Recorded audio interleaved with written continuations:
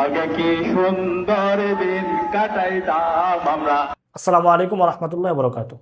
DUCSU BP এবং শিবির নেতা সাদিক কায়েমকে তো আমরা সবাই চিনি। সে খুব সম্ভবত গতকাল একটা গান গেয়েছে এমন যে, আগে কি সুন্দর দিন কাটাইতাম, গ্রামের নৌজওয়ান হিন্দু মুসলমান মিলিয়া বাউলা গান আর মুর্শিদি গাইতাম, হায়রে আগে কি সুন্দর দিন কাটাইতাম।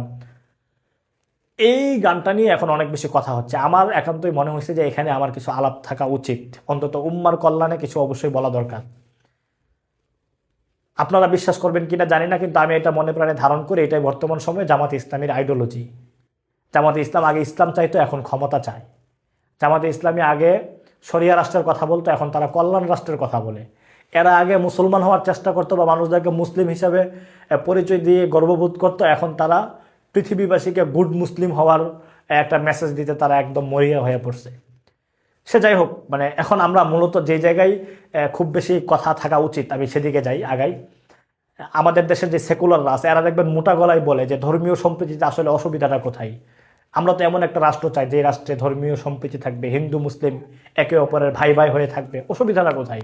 গ্রামের নজওয়ান হিন্দু মুসলমান মিলিয়া বাউলা গান আর মুর্শিদি গাইতাম।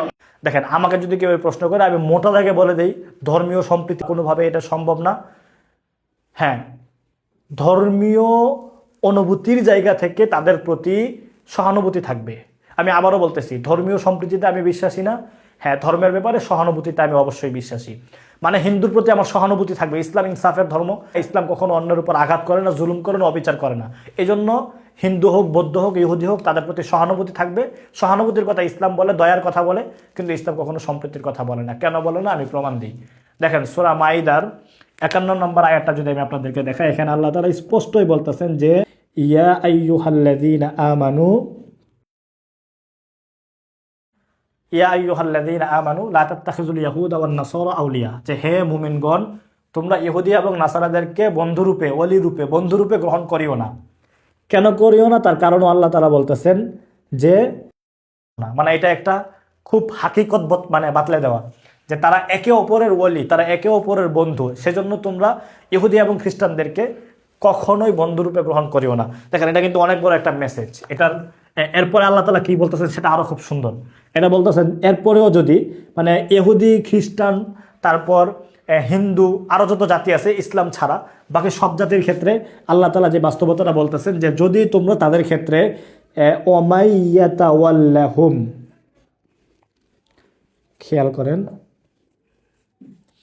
ওয়ামাইয়াতাওয়াল্লাহুম মিনকুম, তোমাদের মধ্য থেকে যদি কেউ এই শ্রেণীদেরকে, মানে হিন্দু হোক, বৌদ্ধ হোক, ইহুদি হোক, খ্রিস্টান হোক, এদেরকে যদি ওলি রূপে গ্রহণ করে ফেলে, তাহলে আল্লাহ তাআলা বলতেছেন ফাইন্নাহু মিনহুম, অর্থাৎ সে তাদের দলভুক্ত হবে। এই কথাটা খুব গুরুত্বপূর্ণ যে তোমাদের মধ্য থেকে কেউ যদি ইহুদি, খ্রিস্টান বা হিন্দুকে বন্ধুরূপে, ভাইরূপে গ্রহণ করে নেয়, তাহলে সে তাদের দলভুক্ত হয়ে যাবে। কোরআনে এখানে যেমন বলা হইতেছে ফাইন্নাহু মিনহুম, যে এটা গ্রহণ করবে, অলিরূপে গ্রহণ করতে যাইবে, বন্ধুরূপে গ্রহণ করবে কোনো ইহুদিকে, খ্রিস্টানকে বা হিন্দুকে, সে তাদের দলভুক্ত হবে। একই কথা আল্লাহর রাসূল সাল্লাল্লাহু আলাইহি সাল্লাম হাদিসেও বলছেন। হাদিসটা যদি আমি আপনাদেরকে দেখাই, তাহলে আমি আপনাদেরকে লিখে দেখাই। প্রথমত, ক্বালা রাসূলুল্লাহ সাল্লাল্লাহু আলাইহি ওয়াসাল্লাম, আচ্ছা আমরা সাল্লাল্লাহু আলাইহি ওয়াসাল্লাম শুধু সদ দিয়ে লিখি। আল্লাহ রাসূল বলতেছেন যে, মান তাশাব্বাহা বিকাউমিন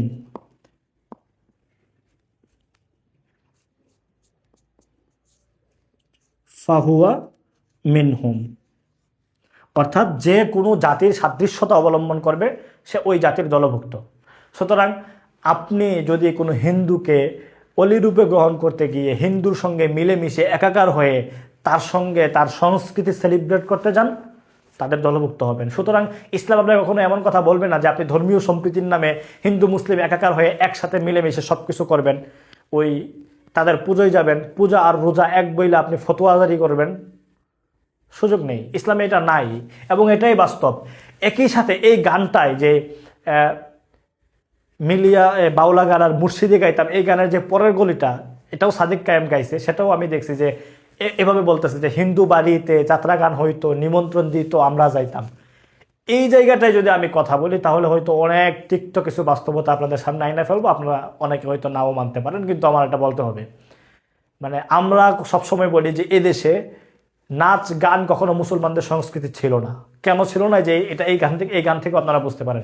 এখানে দেখেন বলতেছে যে হিন্দু বাড়িতে যাত্রা গান হইতো, নিমন্ত্রণ দিত, আমরা যাইতাম। এর মানে মুসলমানরা কখনো যাত্রা গান বা এই জাতীয় গানের সংস্কৃতি কখনোই লালন করে নাই। হিন্দুরা লালন করতো, হিন্দুদের পূজা হইতো, সেখানে নাচ গান থাকতো, হিন্দুদের যাত্রা গানের আয়োজন হইতো, আসর হইতো, সেখানে তারা কি করতো? নাচ গান করতো। মুসলমানরা হয়তো এক শ্রেণীর যুবকরা যারা তারুণ্যের ফ্যান্টাসির কারণে বিভ্রান্তিতে লিপ্ত ছিল, তারা সেখানে আড়ালে গিয়ে গিয়ে দেখতো, কিন্তু তারা কখনো নাচ গানকে সংস্কৃতি হিসাবে গ্রহণ করতো না। এটাই বাস্তব, এবং এই কথাটা এই গান থেকেই উঠে আসে। আমি যদি আরও এক ধাপ আগায়া বলি, আপনি যদি ইতিহাস দেখেন, ইতিহাসে যান, দেখবেন মুসলিম সালতানাতদের সময়টাতে যান, দেখবেন মুসলিম যে সেনাপতিরা সময়ে অসময়ে এসে বাংলা বা বঙ্গ দখল করছে, সেই ক্ষেত্রেও দেখবেন তাদের একটা অংশ কোনো রাজ্য দখল করবার পর যদি সেখানে সেলিব্রেট করতো, ফুর্তি করতো, তখন ওই মুশরিক দাসীদেরকে তারা তুইলা নিয়ে আসতো, নিয়ে আসলে তাদেরকে নাচাতো, তারা তাদের মনোরঞ্জন করতো, তাদেরকে পয়সা দিত। এই একই কথা আপনি আরও মানে হিন্দুয়ানা অনেক গানের সংস্কৃতিতেও পাবেন। একটা গান আছে না, নাচ মেরি ময়না তুই পয়সা পাবি রে? ওই ময়নারে নাচাইয়া পয়সা দেওয়া সংস্কৃতি হিন্দুদের। তাদেরকে দাসীদেরকে তুইলা নিয়ে আসা হইতো, নাচতো, মনোরঞ্জন করতো, তারপর এদেরকে পয়সা দিত। এটাই বাস্তব।